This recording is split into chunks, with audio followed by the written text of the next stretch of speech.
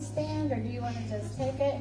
So this is Miss Erica. She's our women's ministry leader. Listen, we had such a fabulous time at women's retreat. I had a really fabulous time because I didn't have to do nothing because I have a women's ministry leader now.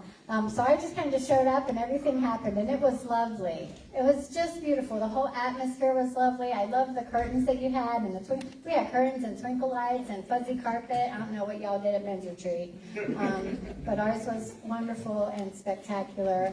Wonderful sessions. We even did a movement class. We need to do that more. That was so good. I know. It was so good. Listen, and God even dropped a white stone in Angel's bed. It said laughter on it. Is that what it said? It said laugh. Laugh. Yeah. Like we don't even know where it came from. It was in her bed. A white stone like this big just showed up.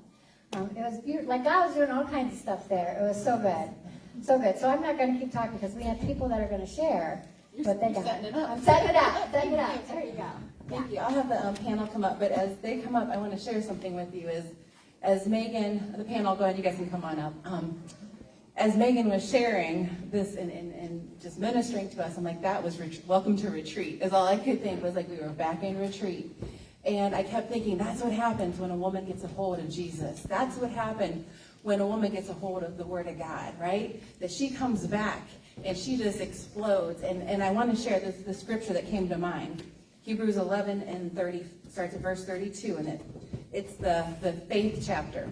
And it says, what more shall I say? I do not have time to tell about Gideon, Barak, Samson, and Jephthah, about David and Samuel and the prophets, who through faith conquered kingdoms, administered justice, and gained what was promised, who shut the mouths of lions, quenched the fury of flames, and escaped the edge of the sword, whose weakness was turned to strength, and who became powerful in battle and routed foreign armies, and women who received back their dead raised to life again. And that line right there, I was like, that's what happened at Wellspring. There were some things raised back to life, and there's about to be some things raised back to life. So I'm so excited to have this panel up here. I asked Katie, Janice, Mary, and Melissa to join. And so we're just going to get started. Our verse was Proverbs 4 and 20. What's exactly was that? Let me give the address. Thank you. 23. Guard your heart with all diligence. From the heart flows the well springs of life. Sorry, I'm getting tongue-tied because my brain is moving faster than my mouth. But let me set this down. So the first question we have, and you guys can just choose whoever wants to go, and we'll just round table it. First, I would like you to, if you can answer or share your name and maybe how many retreats you've been to in the past with the church, or how many years have you been going to retreats with the church?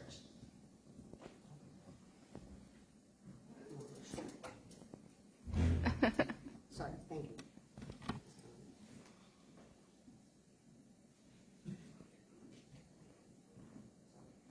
I don't know how to do this. Press and hold until the light on the bottom turns green. Push it up.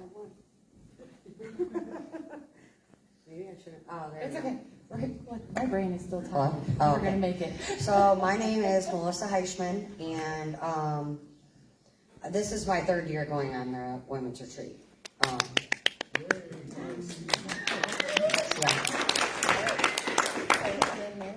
Hi, I'm Mary. I have no idea how many retreats I've been to, but I've been coming here for like 18 years, and I think I only missed one or two, so I've been to a lot of them. I'm Janice, and I've been coming here 17 years, and I think I've been on about 14 or 15 retreats. My name is Katie Riffle, and I'm not sure how many I've been to. I was thinking, I know I was pregnant with my youngest, so I've been going for at least 9 years. So our first question, the theme was Wellspring, and the verse for retreat, I'm going to say it again, Proverbs 4:23, above all else, guard your heart, for it's the wellspring of life. Going into retreat, what did you think about this verse? And leaving retreat, how did your thoughts change about it? I'm not really sure that I understood the importance or the impact of the wellspring. But Susan did a good job of explaining like the biblical meaning of a wellspring and how that's pretty much what gave life to your land. And so afterward, I understood, you know, the importance of having that wellspring in my life and guarding it, and how all of life truly flows from what I have in my heart. I think like Katie, the wellspring part for me was always kind of lost. I always heard the first part of the proverb, which is to guard your heart. Never really paid too much attention to the second part of it. And what I realized is that in guarding my heart, it was almost like a sharp guarding instead of a loving guarding. So kind of learning how to guard my heart and have boundaries in a nice way. And also that out of that flows the wellspring. And what do I want to put into the world? I didn't really get the idea of wellspring. I kept hearing the song. Ever since I heard wellspring, I kept hearing the song, stirring up deep, deep waters, you know, and to me that was like all your faith, all that you know about God, stirring that up. But it turned out what I really got from the retreat was more like stirring up deep, deep stuff that I had stuffed. Anyway. Pass that mic quickly, Mary. Don't worry, we can come back. So I really didn't understand it, you know. The previous 2 years I kind of just like went into the retreats, didn't really think too much about it pre-retreat. But this time I was just kind of like, So, you know, what I got from it, and I even put down, we need to be aware of what we say and do, because over time our thoughts shape the status of our hearts, you know, and that goes outwards. You know, I also feel like the level 10 access has to do with guarding the heart as well. You know, that really resonated with me. You know, why would I give somebody level 10 access if they are only capable of taking, you know, level 3 responsibility of my heart? You know, and that's not being mean to anybody, but I have to, you know, and then I feel like by doing that, you know, I can live my life in a Christ-like way, so I'm not putting negative or ugly or mean out there. So yeah. So good. So part of the theme, like the Lord really highlighted the word wellspring for all those reasons, that it wasn't stagnant, that there was a moving forward, that it wasn't about necessarily your past alone or just your present alone, but it was about your future. It's about your wellspring. And so Pastor Reba on Friday night, I wish we would have recorded it, preached a message about the boundaries and talking about it's okay to limit people's access to you, right? Whether it's a physical space or mental space, spiritual space, you know, seeking the Lord and guarding that, and you know, giving people level 10 access is like, that's the holiest of holies, right? That's that intimate space, but yet they don't have the responsibility to have that kind of access to you. So that was an amazing, I think, word that I think, you know, just continued to help me. I think we're all still possibly chewing on the stuff that came out of the weekend and still processing. So that was good. So you guys kind of already touched on some of it. So some of the sessions Friday night we talked about the boundaries. Saturday we did some sessions on tearing down strongholds, and also that the Lord wants to heal us mind, body, spirit, right? That we're you know, mind, body, spirit. And then we really went into the wellspring Saturday evening. In those sessions, was there anything in particular, like how did it resonate with you? So anything that you really want to expand on? So for me, like I said, Friday night, I really like the whole, you know what I mean? How much access you let somebody have to your heart, you know what I mean? I actually had put down here, be selective, you know what I mean? And then to let your yes be yes and your no be no. I had issues with that, and I've always either gave it all or didn't give you any part of me, and you know, I realize that, and I can do it in a healthy way now. But I also did like, I think it was when you were talking Saturday night, you were saying if you're praying and God doesn't like give you what you want, Like, you know what I mean? How does that make you feel or something? And I put, if God doesn't respond, then it wasn't for you. It doesn't always mean that he's just being a punishing God, but sometimes he's protecting you. So when I pray for things and I'm like, God, you know what I mean? Because it's something that I want and he doesn't give me that, my whole mindset's changed. Like, it wasn't for me. You know what I mean? And he will bless me with something that was for me, and it'll probably be more. But, yeah. Yeah, part of that she's speaking to is we were talking, the Lord's talked about Saturday night, the hurts, the pains, and the disappointments, right? Those spaces where we don't fully give those to him, and it keeps us in place from where he's taking us. And like, we can't take that hurt, we can't take that pain with us, right? We can't pour out into our communities and our families and our marriages if we're holding on to that stuff. So thanks so much. I think, I've walked with God for so long and been doing Breaking Down Strongholds since the first Breaking Down Stronghold conference that we had here at the church, that it's just like continual, like peeling an onion, peeling an onion, peeling an onion. But it was the session, I'm not sure when it was, but the one about the body, when you were talking about the body, that got to me, because I work on the soul constantly. It's the soul. And I feel like, I don't know if you ever watched the movie The Chosen, but there's Nicodemus is in that, and he's like so in agony because he wants to follow Jesus, but he's not doing it. And that was where I was at with ministering through the body. I wanted to do it so much, but I had so many negative impact and things that I stuffed and stuff that I wasn't doing it. So that kind of set me free to move out in that area. And then my pastor Reba made me stutter. Anyway. I feel like I've been stuttering all week.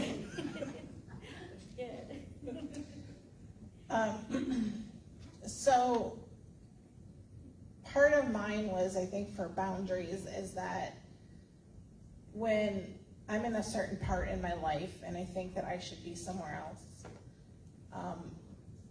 trusting that God, kind of reframing it in my mind that God has set a boundary for me.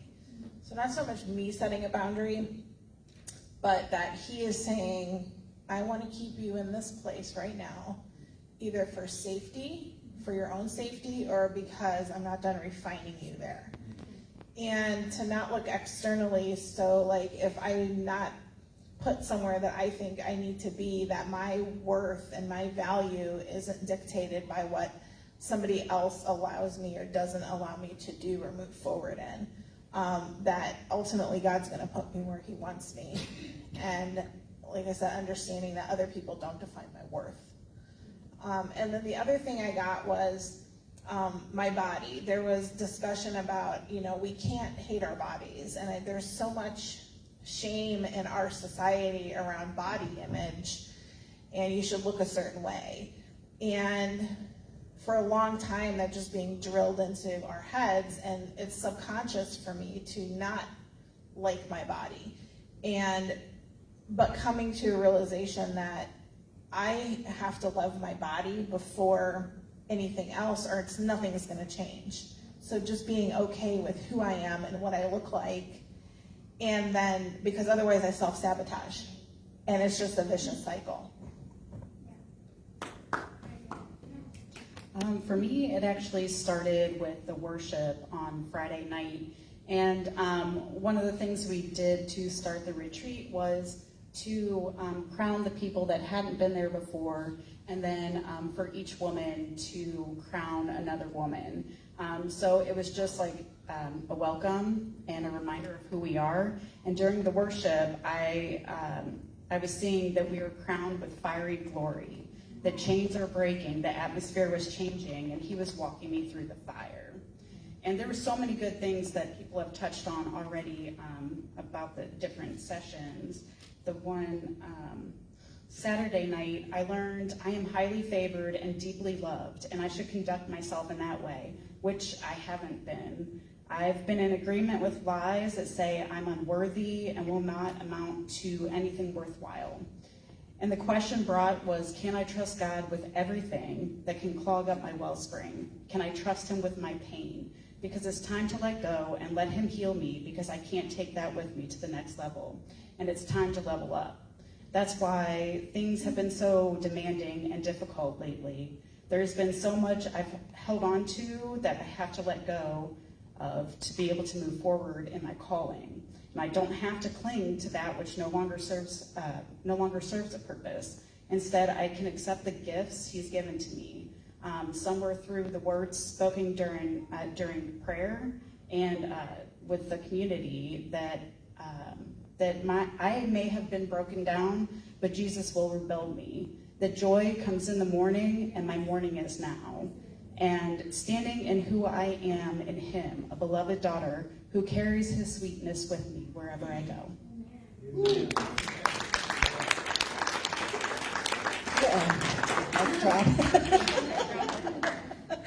Talk about fire. Okay.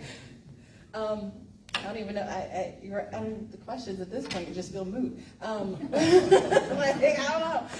How did your personal relationship with Jesus change? What changed in that space? For me, it was a deepening, more intimacy, and basically, God showed me that I was still holding on to my pain like a prized possession instead of drawing from my wellspring of praise. So, due to some life circumstances over the last several years, I had drifted from God, and for the first time in my Christian walk with Him in the last 17 years, I was mad at Him because I didn't understand why He was allowing things to happen that were pretty drastic and why things just kept happening. And I was in like this drought and wearing this heavy like cloak and garment of just stuff that wasn't of Him, and not being able to get out of it either, even when I wanted to. And this weekend, I think through all the preparation leading up to retreat, working with the committee and connecting with the ladies on the committee, along with just spending time with all of the ladies there and with God and in worship, that has broken off of me. It's gone. And I feel like this drought that I've been in for 5 years is over, and I'm in a new season, and it's amazing. I don't know that my relationship with Jesus really changed. It's just I walk with Him so much and so often, and I'm seeking out Christ in us. So I just really think it was just more confirmation, more solid foundation. That's what that is. So I do have to explain like what I read you guys. Can I read that real quick? From Saturday night. Okay, Yeah, so they laid hands and stuff like that, and Reba and Erica, I was the first one down. So I felt like it was like a ripple effect. I got these emotions and these feelings that were, I almost felt like I was about to like freak out because of the emotions. I started feeling everything that these women were feeling in the room, everything being lifted off of them. It was amazing, but it was beautiful. So I found myself with my notebook sitting down, writing, and it says, "Get away with me, lay with me, and all your sins, worry, pain, guilt, shame, whatever it may be, will be washed away. You are highly favored. You have been forgiven. You are not your past. What you have done," oh, it makes me emotional. You can take your time. Huh? You can take your time. Okay. This is good. What you have done does not define who you are. You are who I say you are. You are beautiful. You are strong. You don't need validation from anyone. You are the daughter of the Most High God. I will fill you up so you can pour out my goodness onto those you encounter. I had, every time I seen a lady laying down there, I seen her laying there, and then like her and him just looking at each other, and everything was being washed away. Chains were being broken. I mean, it was absolutely beautiful. And then I felt like the woman at the well with the buckets, and I put my buckets down, and I wanted to go tell everybody. I looked at Rachel, and I'm like crying. She's like, "Oh my gosh, you're making me cry," But I also did put in here, that I went there with buckets full of mud and muck and dirt, and I came back with fresh, spring water so I can pour it out onto those who need it. So yeah, that's.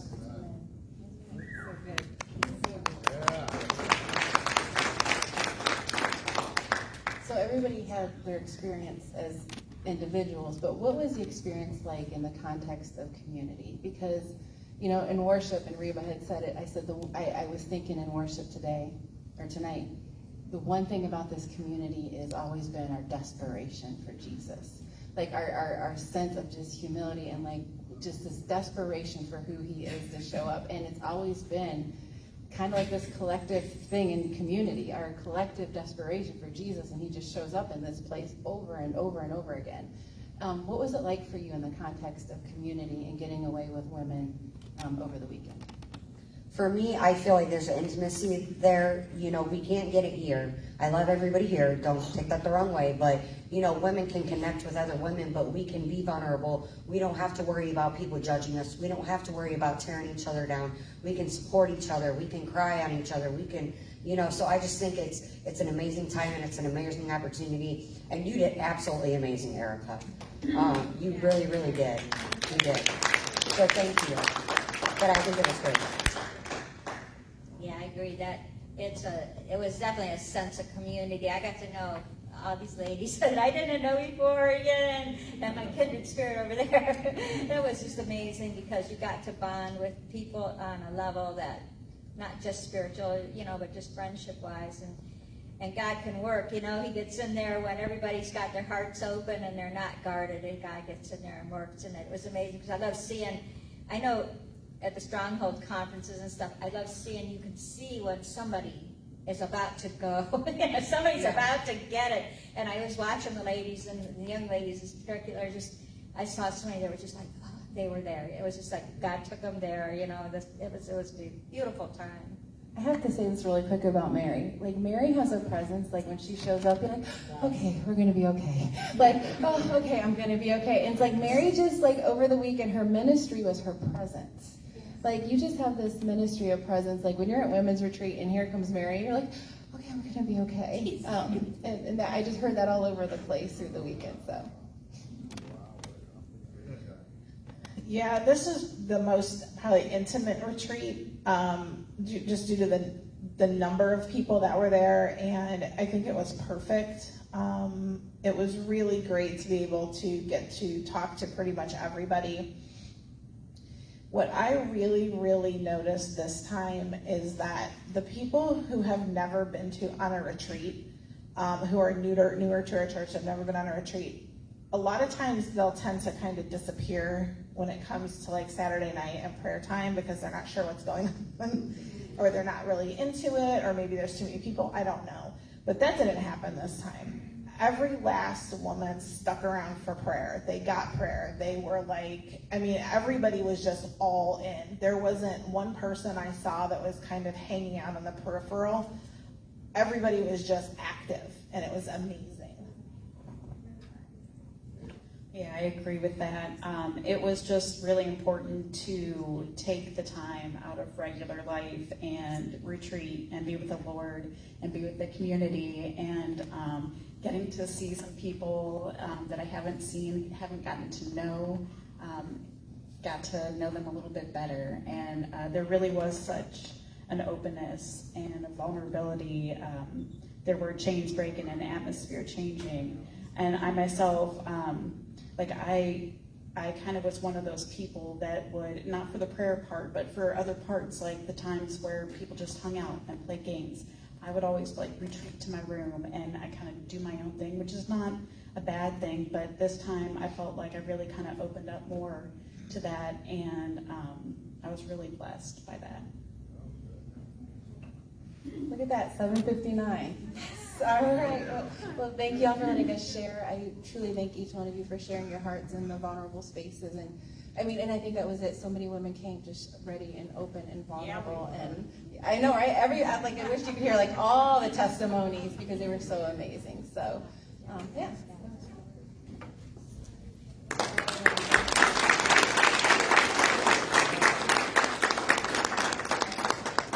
So it was so lovely. Thank you all. Thank you for taking time to think through this and share with us your experience. It was just fabulous. Is it me? It's Joe. It's Joe. Son, wake up.